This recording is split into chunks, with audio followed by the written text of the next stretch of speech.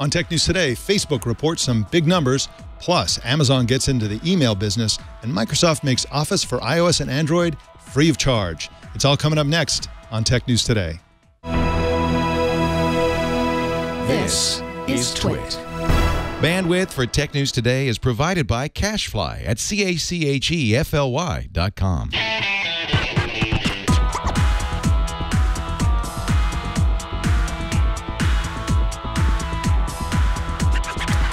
This is Tech News Today for Thursday, January 29th, 2015. This episode is brought to you by Prosper. Prosper is a peer-to-peer lending marketplace that connects people who are looking to borrow money with those who have money to lend. Visit prosper.com/twit and receive a $50 Visa prepaid card when you get a loan. And by Shutterstock.com. With over 46 million high-quality stock photos, illustrations, vectors, and video clips, Shutterstock helps you take your creative projects to the next level. For 20% off image subscription packages on your new account, go to Shutterstock.com and use the offer code TNT115. Tech News Today is the show where we talk about the tech news with the journalists who report it. It's the most important show in the history of mankind. And I'm Mike Elgan, and joining me today is NPR technology and culture reporter Elise Danger Hugh. How you doing, Elise? I'm doing great. I'm feeling dangerous. Danger's your middle name. Well, we got lots of news, including a somewhat late-breaking story. It turns out that the FCC has voted to change the definition of broadband internet. They now require 25 megabits per second to qualify as broadband. And you were bragging shamelessly before this show began about how you're going to be moving to Seoul, Korea, where you said the floor is what? 100 download speeds of 100 megabytes per second. So it doesn't get slower than 100 Mbps in Korea. Which meant, so when I saw the 25 here in the U.S. to qualify, it just seemed like a huge gap. That's all. It's a huge gap. We suffer here in the United States from the lack of competition and a bunch of shameless providers who just basically don't give a damn. So anyway, we'll see if we can deal with that with this new floor. Maybe that'll help a little bit, some people, somewhere. Well, Facebook yesterday reported impressive earnings and gave some big numbers about users. CEO Mark Zuckerberg claimed that 890 million people use Facebook every single day, and that almost 86% of them did so on a mobile phone. Joining us to talk about this is Hannah Kuchler, who is at the San Francisco correspondent for the Financial Times. Hello, Hannah. Hey, good morning. Now, can you tell us what you think was some of the biggest takeaways from this earnings call? I mean, they threw around lots and lots of big numbers, their revenue numbers, their profit numbers, but what do you think was most impressive there? I think you're right to pick up on the user numbers. I mean, it's been something I've been waiting for a while, is them to get bigger than China. So now there are more people. There are 1.4 billion people on Facebook, monthly active users, and there are 1.39 billion people in China. So it's kind of like the biggest population in the world. And what's sort of even more impressive is that these people are not, half-hearted Facebook users. In fact, the amount of time people spend on Facebook is rising still. So it was up 10% on average last year, which, a lot of people always thought that the late adopters would be sort of, not quite as engaged. And that's just not at all true with Facebook. Hannah, we've been talking over the last few months now about the worries of, or at least the news that Facebook might be losing teen users, and that if young people aren't adopting Facebook, then this growth will stop. Does this latest report sort of counter some of those reports about young users, or does that remain a concern for the company? Oh, it's really difficult to tell because they once, way back in October 2013, made the mistake of giving us an idea about how younger teens were getting a little bit more turned off the platform, and they lost sort of $16 billion off. Looks like we lost Hannah Kuchler. We'll try to get her back. Jason is on the job, so we'll be getting her back in just a second, hopefully. I actually wanted the answer to that question. Nope, you'll never know, Elise. You will never know. Sorry about that. Oh, there she is. Yeah. There she is. So you were saying, Hannah. I was saying that they once lost a lot of money by sort of giving more of a demographic breakdown. So they don't do that anymore. And you know what? I'm not as worried as some people might be about that, because while I think that teens are spending more time on your Snapchats and your Keeks and whatever, I think that Facebook's become such a utility in our lives that even if you're not 13, 14 on Facebook, you probably are by the time you're 23, 24. Yeah, I'm using a pseudonym. So they reported some interesting numbers. Interesting because they actually, coming on in the wake of Apple's earnings calls, seemed like lunch money. Their net profit for the quarter was $701 million, and their sort of revenue for the quarter was $3.85 billion. Their net annual net profit was $2.94 billion. That's for the whole year. Not even $3 billion in net profit for the entire year, but putting this into context, that's up 96% from the year before that. So that's a huge, almost doubling of their profit. And what do they attribute this huge jump to? I mean, what caused them to have such large percentage increases in their profits and revenues? I think, I would certainly not dismiss the amount of profit they've made. I think that you have to remember that while Facebook has been part of our lives for, 10 years, it only started monetizing relatively late. So it still has a lot of levers to pull. And it's become now quite a stable part of the digital marketing budget.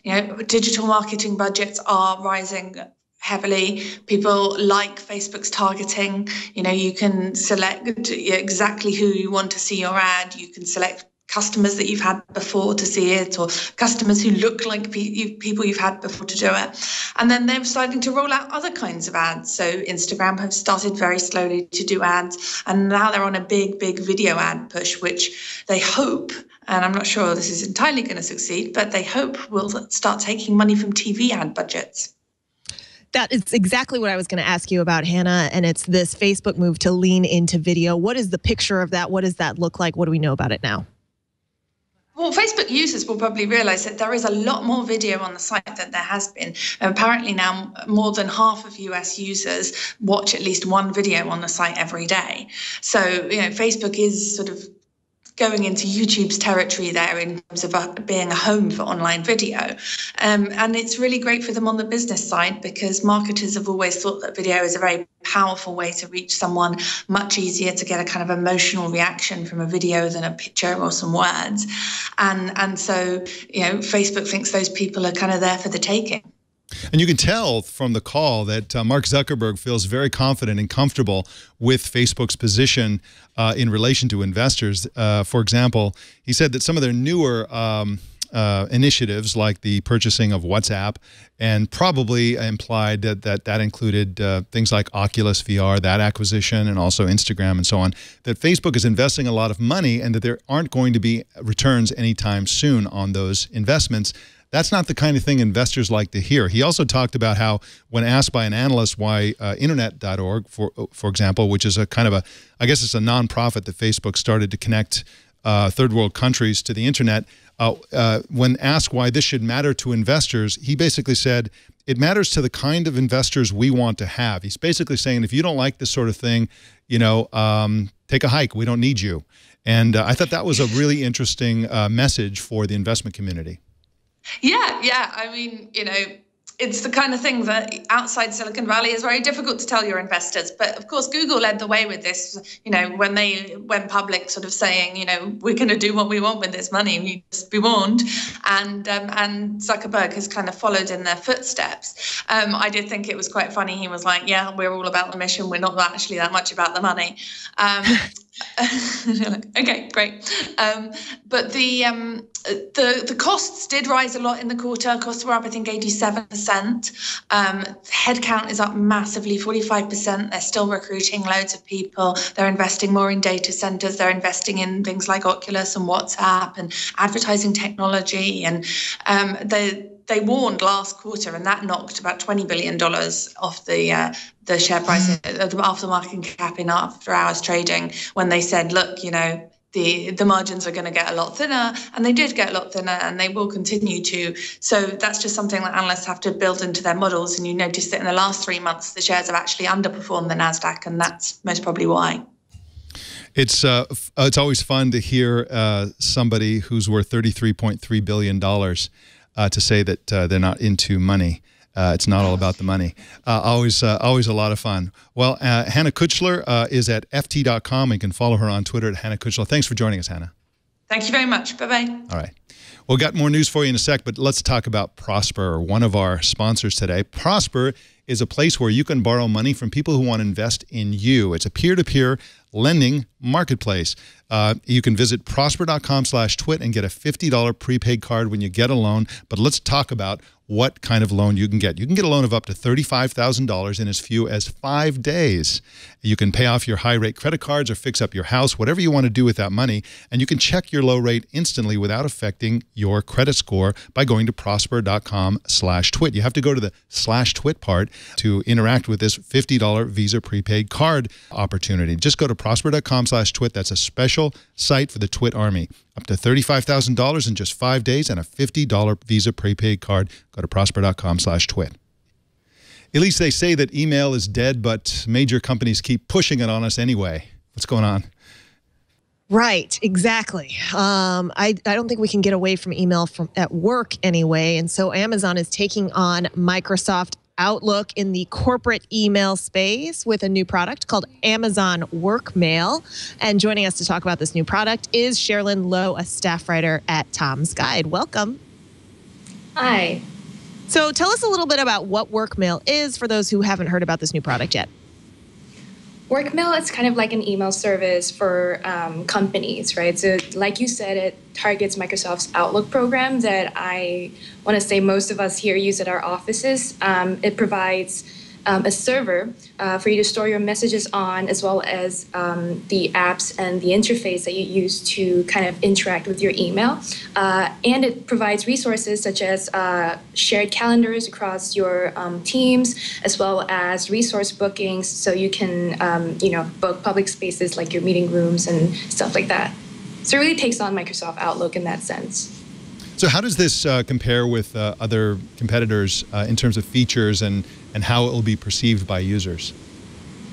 Well, it touts itself as having quite some security features. It has a key management system that encrypts your local data, so your messages will be protected. And I mean, a lot of the features are similar to Outlook, actually. So it may create competition in terms of price. They both offer 50 gigabytes accounts at $4 a month per user.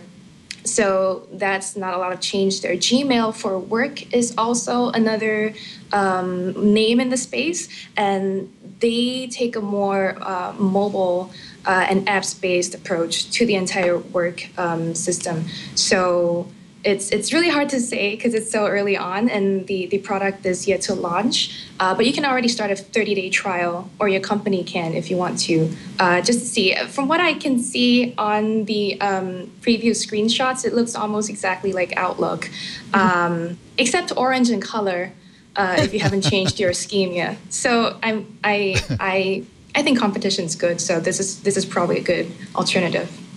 So Cherlynn, you mentioned this hasn't launched yet. When does it launch, and how do you expect this product's going to do in the marketplace? Given that a lot of big companies already use Amazon Web Services for their hosting, such as Comcast and Condé Nast actually are some big clients of AWS, I think a lot of people may take well to it. But the service will be available in the second quarter of the year. And I think some of the companies that already use AWS might use it. And if it grows more popular from there, it will possibly take off. But I'm not sure. I think it's really hard to get people to change. And a lot of people are already used to Microsoft Outlook.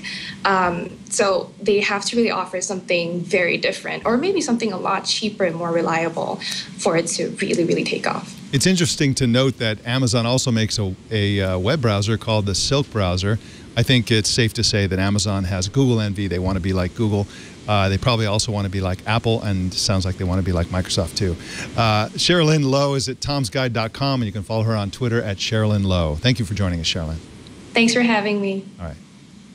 Microsoft yesterday announced free new versions of Outlook for iOS and Android, and in related news, Microsoft made its Android versions of Word, Excel, and PowerPoint free of charge. Harry McCracken is at technology editor at Fast Company and joins us now to talk about this. How you doing, Harry? Hey, Mike, it's great to be here. It's great to have you here. Now, one would think that Outlook for these mobile platforms might be built from scratch by Microsoft, but one would be wrong, wouldn't one? Yeah, I mean, Microsoft tends to do things from scratch in Redmond, but in this case, just less than 2 months ago, they acquired a company called Acompli, which had built a email app for Android and iOS with a focus on supporting Exchange, Microsoft's mail server. And in less than 2 months, Acompli has been reborn as the first version of Outlook, the first full-blown version for Android and iOS devices. So, Harry, we were just talking about Amazon entering this game and competing against Outlook. What do you think the prospects are for upstarts now against Outlook when Outlook is ostensibly improving? Well, the cool thing about email is that there's lots of competition.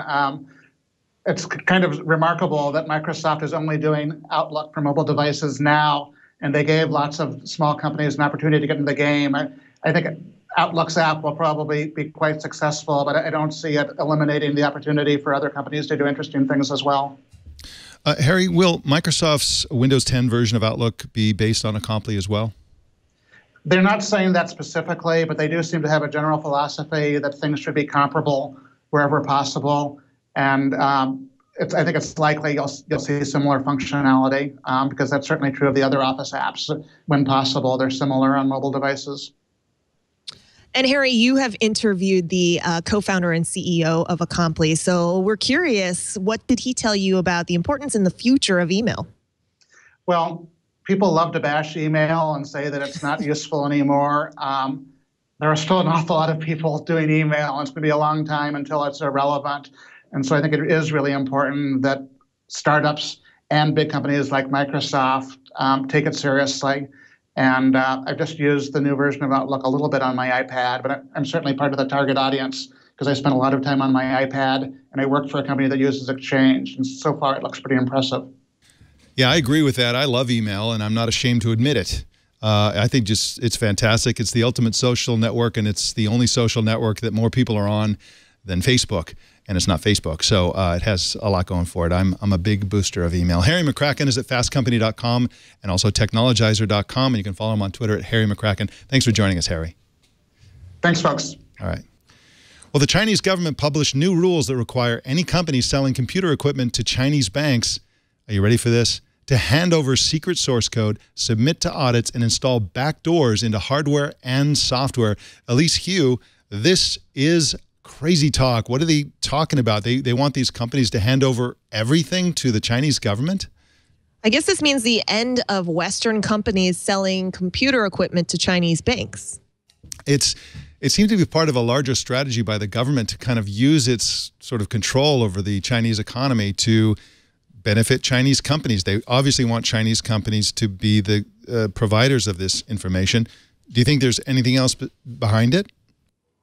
Well, I mean, I guess there's a billion ways that you could speculate on this, but what we know sort of historically is that there is benefit in learning and sort of reverse engineering of code as well. So it could be useful to just have more source code to sort of study from too, if you are the Chinese government. We're seeing a much more nationalistic sentiment from the Chinese when it comes to computer or technology products in general. This seems to be an evolution of that trend. They've always engaged in industrial espionage. There's been a long history of the Chinese government using spies to get company secrets, and then they hand them over to Chinese companies, and everything from military contracts to the technology industry is a big source of this sort of industrial espionage. But now they don't have to bother. Now they can just say, you know what, hand it over. If you want to get in on the Chinese market, just give it to us. Just like cut out the middleman. Well, Elise, it seemed like for a while that the Chinese retail giant Alibaba could do no wrong, especially around its IPO. But now it seems like they can do wrong. Yeah, shares are taking a nosedive today, Thursday, after the Chinese government actually criticized Alibaba, specifically Taobao.com, which is one of its sites in which you can sell wares. It's kind of a cross between Amazon and eBay. And this government oversight office in China is accusing Alibaba of multiple illegal activities, including bribery and allowing on Taobao the sale of fake and forbidden things. Yeah, and interestingly, Jack Ma is hitting back and criticizing the government. They also had their their big earnings report, and their stock has taken a hit based on that as well, because they grew a lot, but they didn't grow as much as their investors expected. So Alibaba, this company that's just been a rocket ship of success, is now suddenly struggling, finding itself in direct conflict with the Chinese government, which is not a place you want to be in China. They depend heavily on the Chinese market, on permission from the Chinese government, and so on.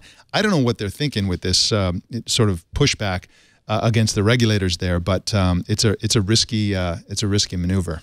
And we have to remember the meta-narrative going on in Chinese politics right now, too, which is that Xi Jinping, the leader, is trying to crack down on official sort of bribery and corruption. And so this agency is wanting to be able to say, hey, we're cracking down. You can see that the government, or the government's spinning it this way, of course, that the government is watching out for these incidents of sort of fake and forfeited products. And so this is all playing up against that backdrop, and they can get a lot of publicity if they come after Alibaba, which is huge. Yeah, it is a lot of publicity. We'll see if the old rule in Hollywood that there's no such thing as bad publicity plays in China. I have my doubts. Well, we got some follow-ups for you coming up soon, but first let's talk about Shutterstock.com. You don't want to steal pictures for your blog or your website. You don't want to have amateurish photography. You don't want to have to go through the hassle of hiring your own photographer. The easiest and best way to end up with the highest quality website is to use Shutterstock.com. Shutterstock.com has 46 million high-quality stock photos, and also illustrations, vectors, and video clips. Most of them are taken by professional photographers, and many of these photographers are just like the most amazing photographers. They add 300,000 new images every single week. They have flexible pricing, and you can choose from individual image packs, or you can get the package where you download 25 images a day with a standard subscription. That's the one I'm most familiar with because that's the one we use here at Twit. And you'll never run out of pictures. I mean, 25 a day, that's a lot. If you add that up, how many you can get in a year. My favorite thing about Shutterstock, though, is the search engine. You can really find very quickly any picture or image or video or whatever it is that you're looking for very, very quickly, and then you can share them through shareable lightboxes. There's no credit card needed. Just start an account and begin using Shutterstock to help imagine what your next project could be. Once you decide to buy, use the offer code TNT115. New accounts will receive 20% off image subscription packages. That's Shutterstock.com, and for 20% off image subscription packages on new accounts, use the offer code TNT115. And we thank Shutterstock for their support of Tech News Today, and I personally thank Shutterstock for all those awesome pictures that I've used over the years on my blog. And lots and lots of people ask me where I'm getting these photos, and of course I just tell them Shutterstock. Super easy to do, super affordable, and I highly recommend them. Well, we got some follow-ups for you. We told you this week about Apple's monster sales in China during the fourth quarter of last year. Now a new report from the WHO-run Chinese Luxury Consumer Survey says Apple is now the #1 brand in China for luxury gifting. Apple edged out the other top brands, including Hennessy, Louis Vuitton, Kering, Gucci, and Chanel. That's the kind of company Apple keeps in China. I'm just so surprised that Apple has edged out cognac, because that is a very popular gift among the Chinese people. They actually go well together. After you've spent $800 and whatever dollars it costs to buy an iPhone in China, you're going to need a drink. Well, the cloud phone company RingCentral now offers a service called RingCentral Office, which enables Google for Work users the ability to use RingCentral without leaving Gmail. Full disclosure, RingCentral has been a sponsor of Tech News Today. The online image hosting service Imager has released a cloud-based tool called Video to GIF, or GIF if you like, that converts YouTube and other videos into GIF files, sort of. The tool is at imager.com/vidgif, and instead of using the standard GIF format, Imager uses its own version called GIF-V, which can be played on a website only with the right HTML embed code, or, of course, played without any mucking around if you host them on Imager. Making things more complicated is that sometimes video to GIF will create an actual GIF file. It's like a box of chocolates. You never know what you're going to get. I tried this, Elise, this morning, and I couldn't get it to do anything. I put in 11-second YouTube videos, and it kind of went, oh, I don't know what you're talking about. So hopefully that it works, and for those of you listening and watching, go ahead and try it yourself, and let us know if that works for you. Elise, do you ever have a reason to make GIF files? I always want to. I expect that I'm going to be doing a lot more of this when I have like interesting cultural experiences in Korea, but I'm still sort of just partial to traditional video and doing it in short sort of 5 to 10 second bursts. Yeah, I tend to take rapid fire pictures on my iPhone, and then they automatically upload to Google+, and then Google+ makes GIF files out of them using the Auto Awesome feature. And so I don't even think about it, and then I just discover that there are these animated files in my with my pictures. Well, the team communication app maker Slack yesterday announced plans to add video chat, voice chat, and screen sharing features based on Screen Hero, which is a company Slack recently acquired. Elise, do you have any thoughts on Slack? I mean, it's super, super popular among a lot of people, and I like it a lot as well. What do you think about Slack and where they're going? If you're not using it, it's great for distributed groups. Slack is getting a lot of love right now from tech circles because so many of us want to get away from the aforementioned email. And so this is taking a lot of the friction out of email. And then it allows you to add a bunch of different media to your messages as well. So NPR is using Slack on some select channels. I use it with Grist, another team that I'm on. And so, yeah, it's been great for us so far. I'm interested to see how video chat and the other features from Screen Hero are going to integrate with it. Well, we told you early in the show about the new Microsoft Outlook for iOS and Android. No doubt in response to that news, Google's handing out invitations to try its Inbox email service to anyone who emails inbox@google.com from a personal Gmail account between now, actually an hour ago, and 9 a.m. Pacific tomorrow on Friday. So if you want an invite to use the free Inbox email service, just send that email to that address. Elise, have you tried Inbox? I haven't yet. I have 2 invites, and I started downloading, and I've yet to try it. So yeah, I'm such a terrible tech reporter. I'm sorry. Well, I use it, and I like it a lot, but I still have to revert to the old version of Gmail for some things. It doesn't do everything that Gmail does, but it's a lot faster on a phone. It's really got a nice interface. Well, we've got a product obituary for you. Sony's failed Music Unlimited music service is dead. Sony is replacing it with Spotify. Music Unlimited subscribers will be given the same $10 a month price for Spotify, while existing Spotify subscribers will now be able to use the service on Sony PlayStation consoles. We'll see if anybody wants to do that. In our mergers and acquisitions section, the Quantified Dog Company, Whistle, yeah, I said it, Quantified Dog. The company is Whistle, and they have acquired the GPS-enabled pet tracker Tag. So it looks like there's some consolidation in companies that make collars that track pets in that already very small industry. Well, we have a government crackdown article. The Federal Trade Commission yesterday ordered prepaid mobile provider TracFone to pay $40 million for throttling data speeds for customers who paid for unlimited data service. The commission also put carriers on notice and said that throttling for plans billed as unlimited constitutes false advertising. You can throttle plans and you can sell unlimited plans, but they can't be the same plans. This is great news, don't you think, Elise? Yeah, I mean, it's always good to see smart regulation, sort of regulation that's built on some sort of principles. So this seems to make sense. Yeah, absolutely. Well, in News You Can Lose, in a now famous 1994 segment on the Today Show, hosts Bryant Gumbel and Katie Couric struggled to understand what this new internet thing was. Now BMW is using the segment as a foundation for a brand new Super Bowl commercial. Let's take a look.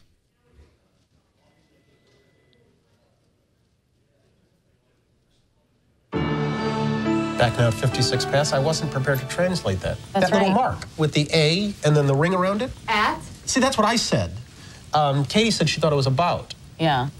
But I'd never heard it. Around. I'd never heard it About. said. I'd always seen the mark. There it is. At amfeedback.com. I mean, what do you is say that, internet Allison? anyway? What do you write to it like mail? There's Allison.